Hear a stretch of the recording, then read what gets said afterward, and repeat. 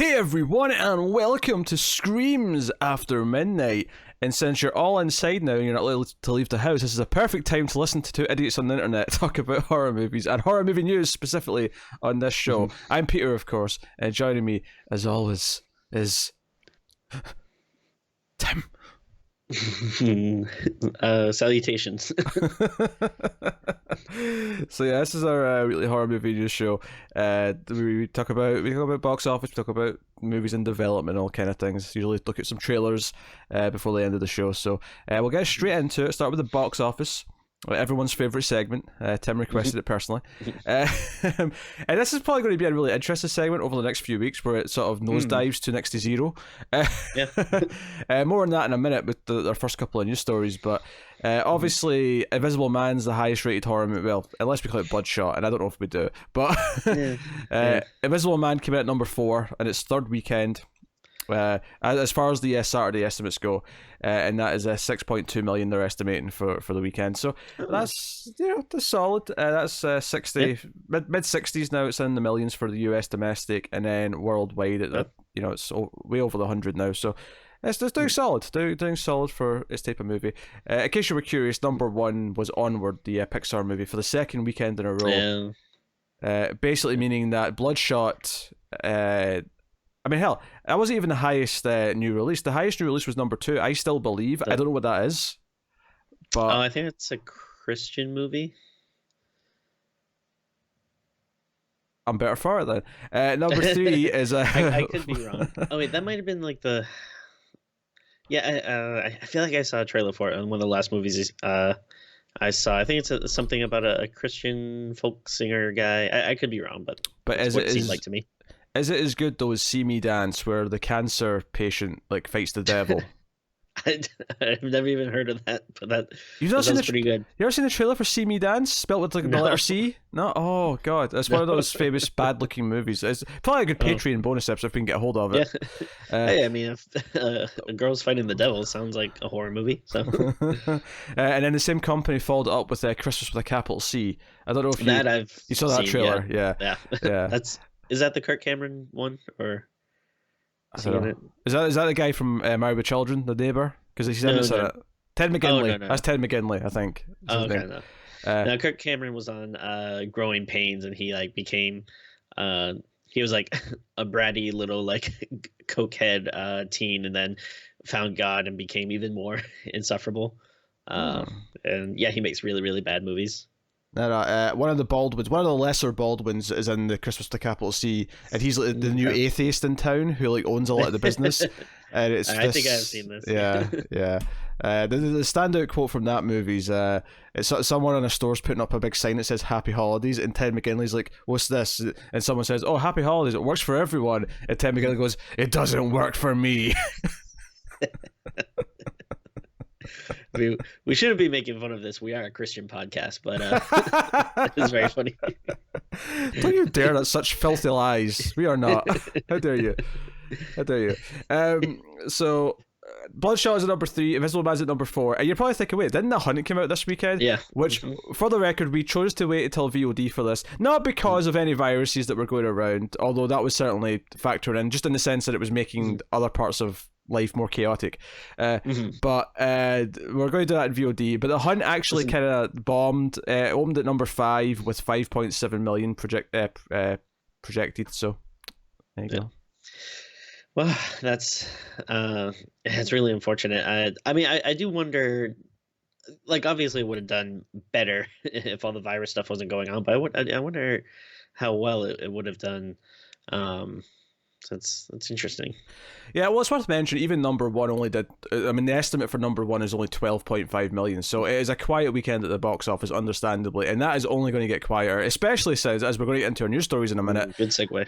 A lot of the movies are being delayed. In fact, there's almost nothing major coming out now for the rest of March and most of April, because the studios have all decided, hey, if we release anything right now, it's going to make no money. Obviously, one of the first big ones from last week was Bond, get pushed to October. Fast and Furious 9 got pushed almost a full year to next April. Because so far I'm liking this because I don't give a shit about any of those movies. I mean, I agree. I'm also don't give a shit about Bond. I don't really care about. I mean, if I had to watch one, I'd actually rather watch Fast 9 because at least it'll be silly. But Me too, I don't care about it either. I'm with you on that. So we had that, but of course this did end up affecting some horror movies, and I think this leads us neatly into our first couple news items. So the first big one was A Quiet Place 2. Which was next week. We had this on the schedule to go see it next week and talk about it the weekend it came out, and it's been delayed indefinitely, meaning that there's no new date for it, which actually is true for almost every other thing we're going to bring up here, is that they've not even bothered giving them new dates because the studios don't know when everything's going to calm down. It could be a few weeks, it could be 3 or 4 months. We honestly don't know. So there could be more delays, but Krasinski put out a statement about Quiet Place. I think this one was one of the first ones this week, and it was kind of murky in the sense that it kind of almost, because some sites were reporting it was just the international release that got pushed, even though the statement from Krasinski kind of implied that everything was getting pushed, but it seemed to be because of the international locations. It was because a lot of Europe has already closed their theaters, and it was like, well, if we can't all see it together, there's no point in putting it out just now. Of course, by the time we got later in the week, that almost became irrelevant that it was just Europe, because now everything in the US is also shutting down. Sports leagues are all delaying their seasons, if not cancelling them. Concerts, festivals, comic conventions, everything is cancelling. So Quiet Place 2 was the first one, and then Disney swooped in and delayed Antlers, which was one that we were looking forward to. And then not one we were looking forward to, but was on the schedule for soon, and is actually kind of funny. The New Mutants has once again been delayed. I can't believe it. Cannot believe it. Here's the thing, though: what's funnier? Is it funnier that it's been delayed yet again for the third time because of an epidemic, or would it be even funnier if everything else got delayed but Disney still put New Mutants out and didn't care? Would that be funnier? Hey, I would have gotten to see it if it was out there. I just started reading the comic, and I was pissed because I was like, great. Wanted to have it semi-fresh in my head, but not now. I mean, well, I know Connor was rewatching all the Bond movies for the new one, so now he's pissed that he's just watched 20 movies. The movie's not coming out till October.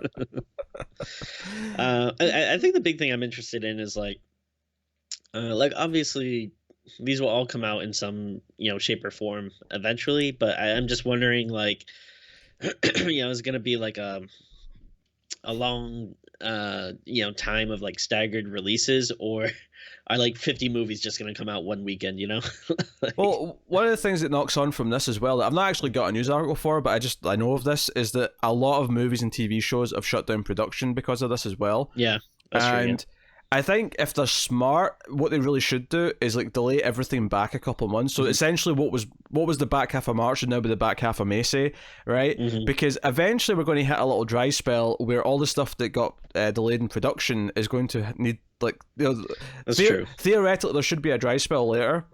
So I imagine what they're going to do is spread things out a little bit. But it could mean that the back half of this year might actually be packed because all these movies that got delayed in March and April, we might have A Quiet Place 2 slotting right in between two big movies in August because that's just where they can fit it. But there's already big movies, which admittedly it may also hurt the box office just in the sense that there's so much competition. But sure, yeah. But no, Disney have not pulled Black Widow yet. That's out that's the 1st of May. That's out. So we'll see if things are still bad mid-April. They're totally pushing it. There's no way they're not. Yeah. They're saying they're not going to, but if all the movie theaters are closed, they're going to do it. Yeah. They're going to push it. So, but yeah. So Antlers, New Mutants, and Quiet Place 2 are the notable horror examples that came up. I know Antebellum was meant to be out in April. I don't know if that's been officially moved yet, but I would suspect it probably will be, or maybe it'll just be VOD only. I mean, that's some of these movies might do. The smaller ones might just be VOD, which makes sense too. So. I will say this, because of all this, digital entertainment, streaming, podcasts even, so hey, maybe a boom period for us because no one's got anything else to do. Yes, come and enjoy, streams after midnight. So, yeah. This would be a perfect time to maybe do a stream or something. It's funny you say that, Tim, because on the 21st, Saturday the 21st, this weekend, in fact, by the time this goes up, this weekend, me and Tim will be doing streams after midnight on Saturday. It won't actually be after midnight, unless you're in the UK or further east, in which case it will be after midnight. But we're going to be streaming, and we're going to be playing some games with the audience, and probably end up watching a movie together with the audience as well. We haven't picked a movie yet, so we should probably maybe think about that and pick something. Watch Contagion, maybe. This is the most relevant and scary thing possible right now, probably. Okay. I kid. No, it's not silly enough. That's not silly enough for our audience, Tim. But that is coming. So that was a nice segue into a little promo, Tim. Very good stuff. But so we have other news. We have actual interesting news, because I mean, no, all the delays and stuff are interesting because of just how much the entire industry is being like tested by this, but it's not interesting in a sense of interesting movies, right? It's not like good movie news. It's fascinating from a macro sense, not like an actual movie making sense. So first news here is that Scream 5 is a thing that's going to be happening. Wes Craven, of course, has been passed away for some time now, but Scream is. Oh. I'm sorry, Tim. Wes Craven is dead. I hate to break it to you. But if anyone didn't know, Tim's just joking. He knew Wes Craven was dead. I just want to make that clear. Yes. Right. So basically, we have some directors now. We knew that there was some sort of reboot happening, and now they're kind of calling it Scream 5. So now it's debatable if it is a reboot. Is it more of a soft reboot? Is it more of a kind of quasi-nostalgia sequel? It's kind of weird. I will say, it's starting to make me feel old, Tim, is that now we're getting nostalgia sequels for things that happened in my lifetime, and I don't like it. But yeah, so Matt Bettinelli, Olpin. So I'll just say that a full name again. Matt Bettinelli Olpin and Tyler Gillette, or Gillette maybe, are going to be direct Scream 5 or whatever it's going to be called. They actually directed Ready or Not, which came out last year, of course, and people seem to like a lot. We were actually both kind of lukewarm. We both said, it's like a 6. It's fine. Had some moments. Yeah, I think it's a little strange the way like some people love that movie. Like I feel like there are people that are legit like, oh no, this is my favorite movie of the year, which I find like baffling. Like, I mean, to each their own, but come on, like it's like you said, it's fine. It's not offensive. It's not bad, but like I love the tone there. To each their own, but come on. Yeah, this is such like a does nothing for me news item, because I mean, in general, I'm not like crazy about the Scream franchise. I don't need more Scream movies. Like I like I like the first one a lot. The sequels are kind of a really mixed bag, but like I don't need a Scream 5. Like, I'm happy for Scream to just be dead now, but I mean, people want to bring things back, so and I mean, that said, I don't want to be too hypocritical, because we are people who want endless Jason and Freddy movies till the end of time, so fair play. But and I think I mean, I guess this is like I guess this is better than like, if they said like Gary Doberman or something was doing Scream 5, like that I really wouldn't care about. But I mean, remind me who Gary Doberman is. He wrote a bunch of the Annabelle movies. I think he wrote The Nun. So he writes a bunch of Conjuring universe stuff, and then I think he directed Annabelle Comes Home. Also, William Brent Bell as well. He'd be another disaster name. Well, that would be interesting. I might want to see. The director of The Boy 1 and 2 is not an interesting pick for anything. That's something maybe I could get behind. Yeah. By the way, if you want to go to Tim's Letterboxd, this week he put up his definitive ranking of the Boy movies, all 2 of them. Definitive. I feel like because I started with my Friday the 13th ranked for Friday the 13th, and I got so much comments and pushback, mostly because I rated number 8 too high. But I decided, like, well, I mean, if we want to push controversy, maybe people should see how I feel about the Boy movies. I think part 8 was just as high on my rankings. But the only thing with your ranking that I thought was a bit out of place is I thought Jason X was a little low. But other than that, I mean, I couldn't argue with it too much. I mean, I like Jason X. It's a lot of fun, but I mean, I wouldn't put it high up in terms of movies. Like, I'm glad it exists. I like watching it, but I'd put it above the first one. I like watching it more than the first one. Yeah, I don't know. Yeah, maybe I'm being a little objective there. I don't know. Yeah, stop Um, it, Tim. Stop it too objective. How dare you? You objective uh, prick. um, but yeah, I don't know. This Scream stuff though, who cares? It's such a whatever. People are excited, I guess, but I don't really get it. Yeah, I mean, obviously we'll check it out. Obviously Right? it's Yeah. something we're going to give a chance to and whatever. But Scream as a franchise, it kind of suffers in many ways from the Saw suffered from, where they kept trying to make the plot sort of keep tying in and keep having more twists. So it's really convoluted by the time you get to even just the second movie is really convoluted in it. By the time you get to the third one, it's like, oh my god, this is so convolution upon convolution. Like Yeah. it's just, it's kind of what Saw suffered from, right? Where by the time you get to the fourth one, that they're trying to bake in all these twists that were supposed to be there all along. That it's so absurdly, like wires tangled and all over the place. Yeah, I think that's the difference between, like you were saying, wanting endless like Nightmare and Friday sequels and movies and stuff. I think the difference there is that like uh stuff like Scream and Saw are so plot heavy that like it's the more movies you do, like you said, the more convoluted it's going to become. Whereas Friday the 13th, it's so simple. All you need is Jason like hunting people, and like you could do like endless movies about that. Yeah, pretty much. I mean, Nightmare on Elm Street suffers from it a little bit, just in the sense that by the time you get to 4 or 5, like they've kind of changed the rules as to how you beat Freddy, like Sure. too many times by that point. But other than that, like even that feels much better than what the Screamer. Definitely Saw is a mess of continuity by the time you get to like the third or fourth one, and we're getting number 9 this year, so look forward to that. Hopefully it doesn't get delayed. No, yes, hopefully. Say, wink, wink, wink. I will say though, I will fully get on board if the movie does end up being called Scream 5: The Scream Child. If that happens, I'll be all for it. I could see them going different and calling it Ghostface or something like that. I could see them like try to be smart about it and be flashy. If they actually do, if it is properly in continuity and they actually get some of the cast back and stuff, like do something ballsy. Have Sydney be the killer or something. Like go nuts with it. Go crazy. Go supernatural, maybe. Bring the 2 guys back from the first one, back from the dead. Oh yeah, Wolf Street 5 is the ghosts of the original killers, like haunting everyone. Oh, there you go. That's a plot. All right, so that's Scream 5 being worked on. Kevin Williamson is actually on board to at least executive producer, which doesn't really mean a whole lot, but he wrote the first 3 movies, so sure. Worth mentioning. Next up, speaking of franchises coming back. Oh, that's not actually the next story. Never mind. I'll just swap them. I'll swap them into this one first.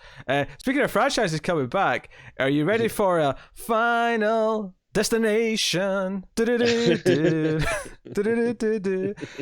So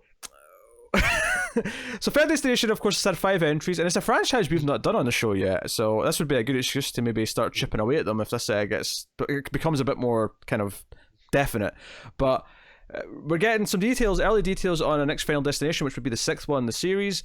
The previous 5, I think the first one's is a solid little movie. I think 2 is a blast. I think 2 is my favourite of the franchise. I think 3 takes itself a bit too seriously, but has some good stuff in it. 4 is the worst one. 5 is laughably bad, but is fun bad. So 5 might even be my second favourite because of that. But just to give you my background on Final Destination, I don't know if you have a strong opinion on the franchise, Tim. I didn't watch it growing up, but I forget if it was last year or the year before. I actually did go and watch all of them, and I forget if I liked any of them.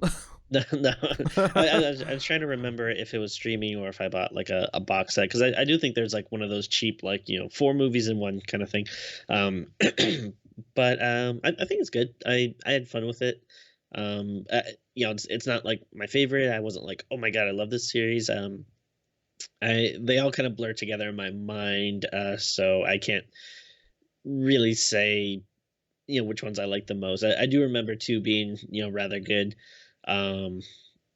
So yeah, I would definitely agree with that one being the best. Yeah, the rest I don't really have too much of a definitive ranking for, but I mean it's a fun enough series, so I'd be okay with it coming back. Yeah. So obviously, the last one was like what 2010 or something. It's been a while since the fifth one. Yeah, it's been a while. So there's some good news on here. So we have Saw sequel writers Patrick Melton and Marcus Dunstan were apparently they've been on board since October to write a script for a new one. But it was a new interview with franchise creator Jeffrey Reddick, and producer Craig Perry reveals it's actually a canon film, because they were talking about it being a reboot before. And they clarified that and said, no, it's actually in continuity with the previous films. They're not going to sort of reset it at all. And then it also gave us some details, and this is perhaps the more interesting part, is what it might revolve around. So we don't really know what the big accent is going to be, but they're looking at having it take place in the world of first responders, EMTs, firemen, and police. So they're going for a very different set than just a group of 20-somethings encounter a thing either on a highway or a racing track or a roller coaster. Yeah. So, no, I mean, if this gets going, cool. I think, as much as I'm sick of a lot of things coming back, like horror franchises are the one thing where I'm kind of okay with them just going forever, because I just want more fun deaths. Just give me more goofy stuff. I don't want, great movies. I want fun movies. Exactly, yeah, and if done right, this can be really fun, because it's the like what makes it interesting is kind of all the setup of like the people are gonna die, but it's like, all right, how's it gonna come? And then I love when they're in a place and it just starts focusing on different stuff. You're like, okay, how is this gonna lead to that? And it's the convoluted mousetrap of how they die. That's the fun of these movies. So no, that's cool. So Fair Destination 6 is in the works. We'll see how that goes. The first one, of course, starred Devon Sawa, who we just talked about in multiple movies recently. Yeah, it's weird. He keeps coming up. Keeps popping back up. All right, next up, perhaps the most exciting news of the week is that it's funny because every week for the last few weeks, we keep having stories about how Blumhouse are kind of doing another Universal monster movie, right?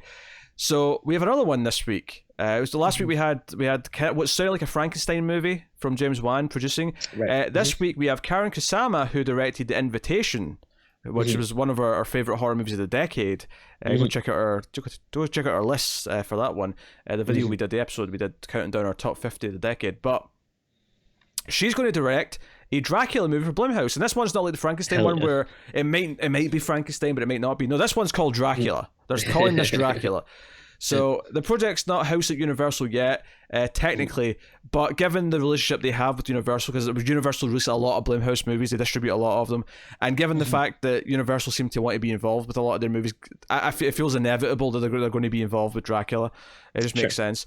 Obviously, Dracula's public domain, so they don't need to be tied to Universal. They can just go off and make a Dracula movie. But given that they're doing Invisible Man, they're doing a Dracula, like it feels like they're kind of, even if they're not connected, they're kind of doing their boutique of here's our Universal monster series, which is kind of cool. Yeah, no, this was very exciting. I'm all for this. I mean, really, I'll be down for any Dracula movie. What can I say? I love the man, but yeah, I mean, Karen Kusama doing it is very exciting. Obviously the invitation is so great, and I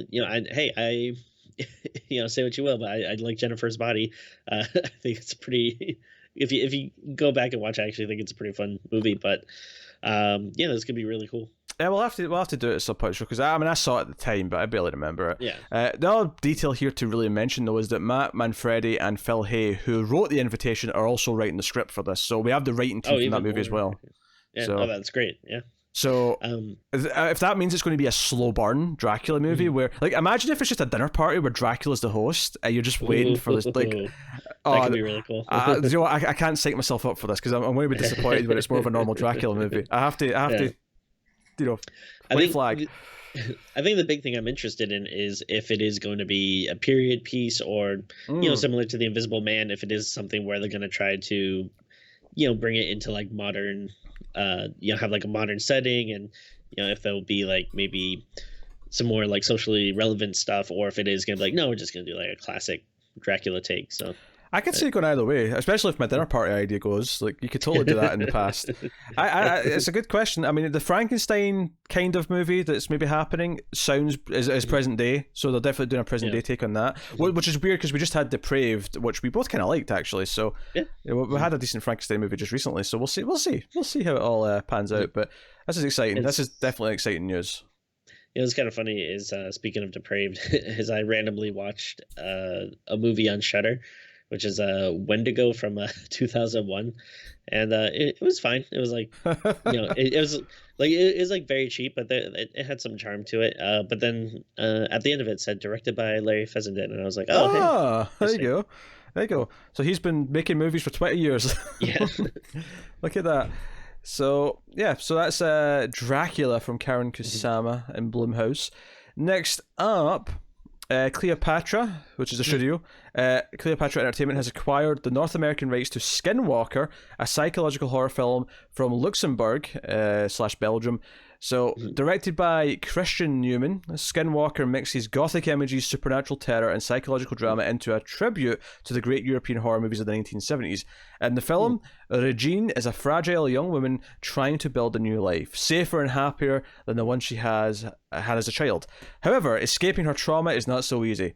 And when her grandmother is brutally murdered, I'll say it properly, so I'm Scottish. Regine must return to the village she once left and revisit the gruesome horrors of her past to protect herself and her family. Udo Kier's going to be in it. Look at that. Oh, hell yeah. I love Udo. Yeah, old Udo. Yeah. So, that's cool. Did I tell you my Udo Kier story? I don't know if you did, no. Please do share your Udo Kier story. Because he was in the latest, Puppet Master movie. So me and my friend went to see. They did like the premiere. I don't know if it's technically the premiere or just like whatever, some big opening or whatever. But we went to a showing of it in Hollywood, and then they did like a Q&A afterwards with Udo Kier and a bunch of other people. But he's very funny and charming. And afterwards we left the theater and we looked across the street and there was this, I'm not sure what it was, if it was like an apartment building or a museum or something, but there's like a building across the street and they have a balcony on the second floor.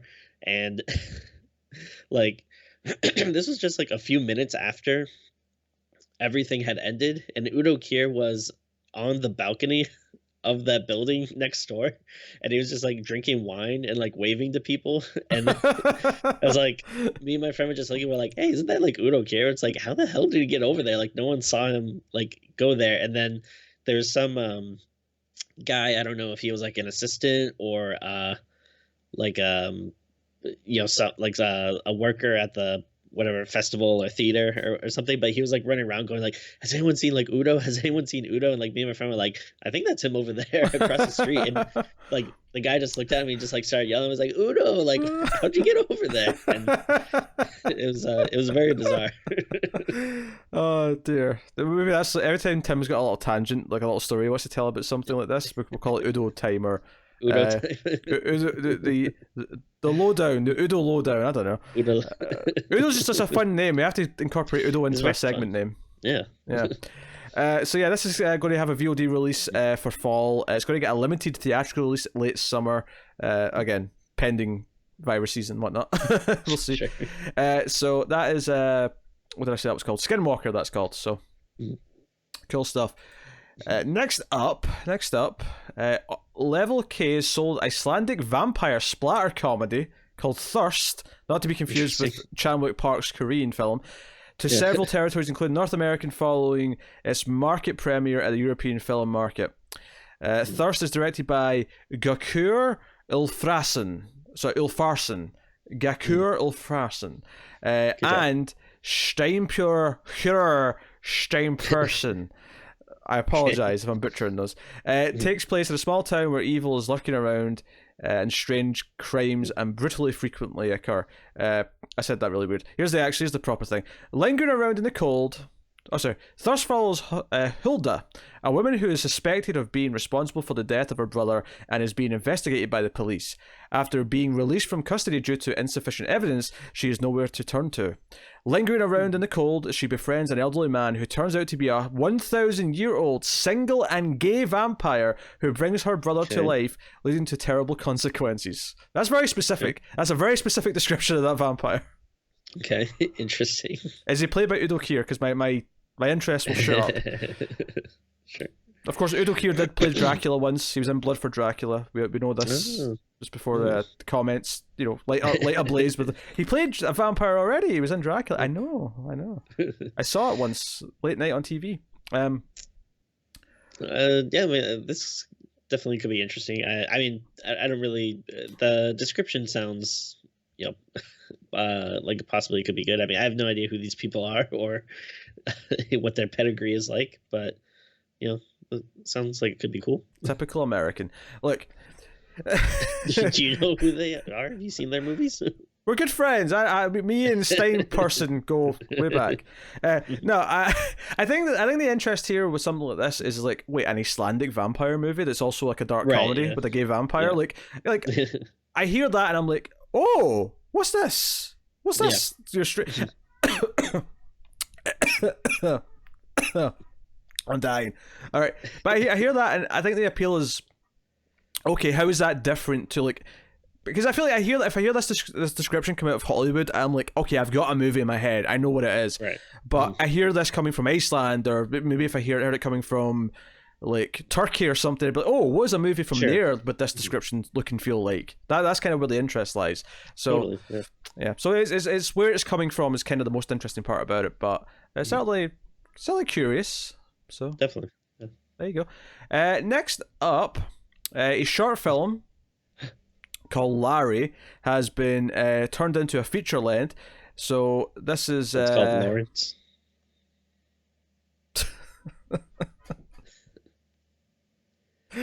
That was a terrible joke, Tim. That was a terrible joke. Yeah. So it's based on a short film called Larry. Jacob Chase did that. Also did the movie. It's called Come Play. The full length movie is called Come Play, and it's going to star Gillian Jacobs, who of course was in Community. Hey. Yeah. As well as Love as well. I never really watched that. I watched the first episode of that, but Community is where I know it from. And what's the name of that movie with like the ass demon? The ass demon. Yeah, there's a movie where like the demon comes out of a guy's ass. Did we do this movie? I don't recall this. We did not. You keep going. I'll look it up. How did we miss this one? All right. So yeah, she was Britta on Community, getting rid of Britta, getting rid of the bee. Britta, you're a bee. So John Gallagher Jr. also stars in this. They star as parents who must fight to save their son from a monster. I feel old that Gillian Jacobs is now the mum in a movie. Now, admittedly, I mean, if it's a young kid, then it's not really that weird. Like, yeah. But still, she's playing a mum now as opposed to a college student. So this is coming out on July 24th from Amblin Pictures. Focus Features. Come Play stars Azzy Robertson as a lonely young boy who feels different from everyone else. Desperate for a friend, he seeks solace and refuge from his ever-present cell phone and tablet. When a mysterious creature uses the boy's devices against him to break into our world, his parents must fight to save their son from the monster beyond the screen. And the image that's along with this article on Bloody Disgusting is delightful.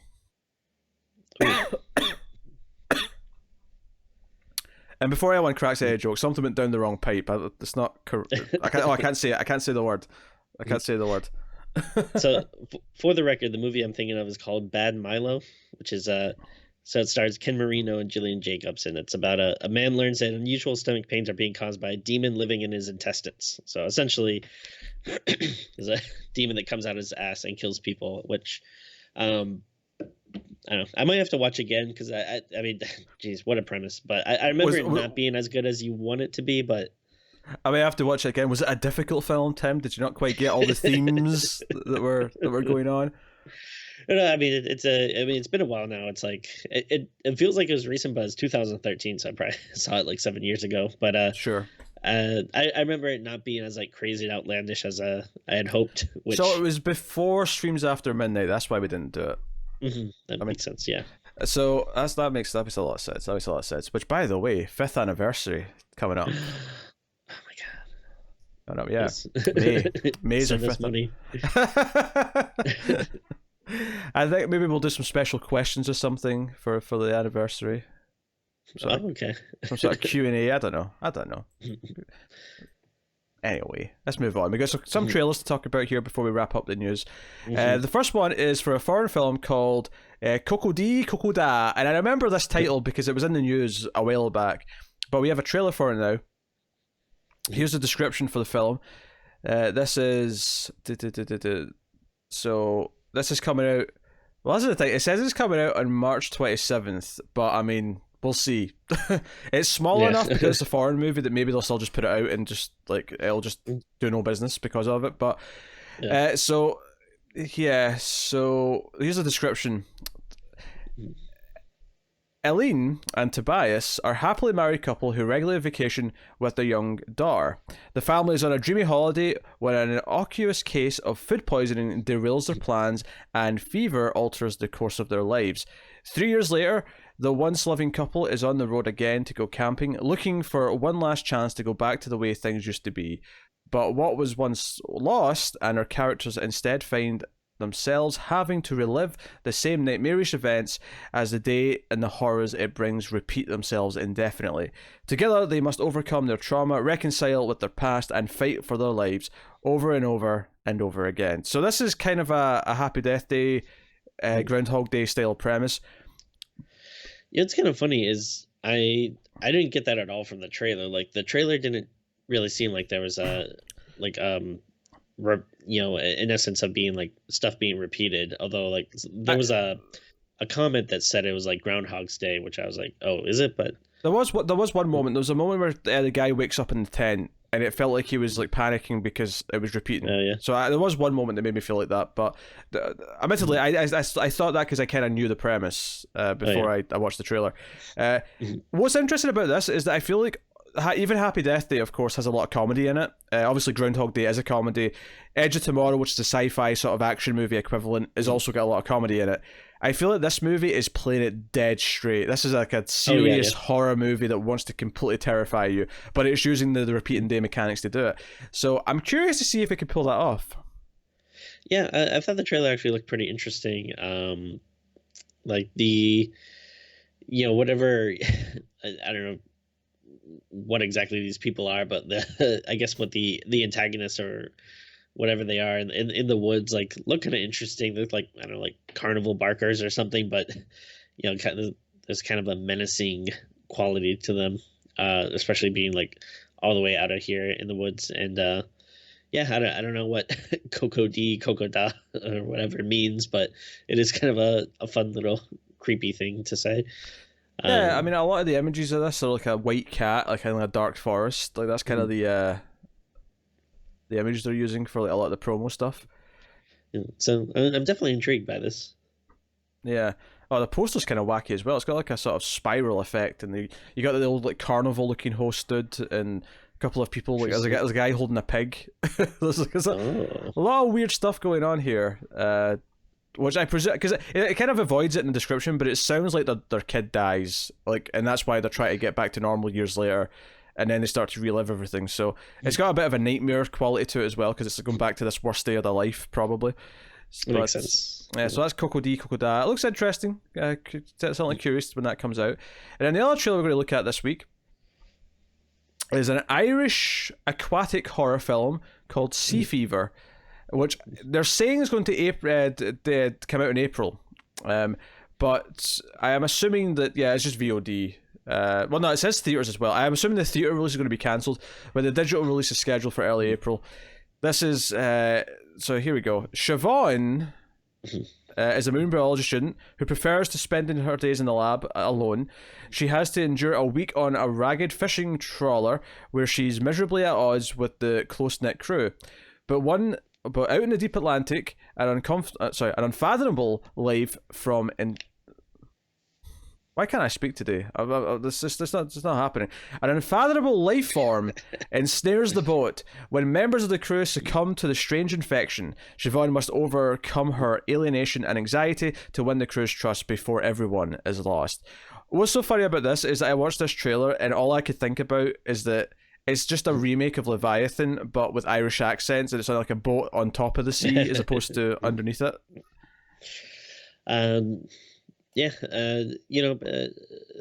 Back in my school days, some people would refer to me as unfathomable life form.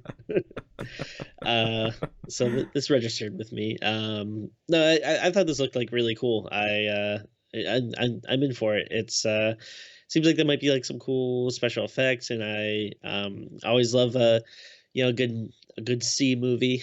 And especially you got some people quarantined on a boat. Obviously they didn't plan for it, but it feels like a little timely because of everything that's going on, and I think this could actually be pretty cool. Well, I know that underwater that we should be doing that probably sometime next month because that's when it comes out at home. Yeah. So we've got some underwater movies to do. Well, this one's not underwater. This one's on the water, but same differences. Yeah. Aquatic horror, all the same. It's funny because when I play a video game, usually I don't like the underwater levels, but I like in the movies when they take place in the water. Fantastic point, Tim. Couldn't have said it better myself. So that's Sea Fever coming out. A lot of Irish accents. So yeah, there you go. That is the news for the week. So I mean, obviously we have no change of plans. Don't worry, episodes are going to be coming thick and fast as they always are.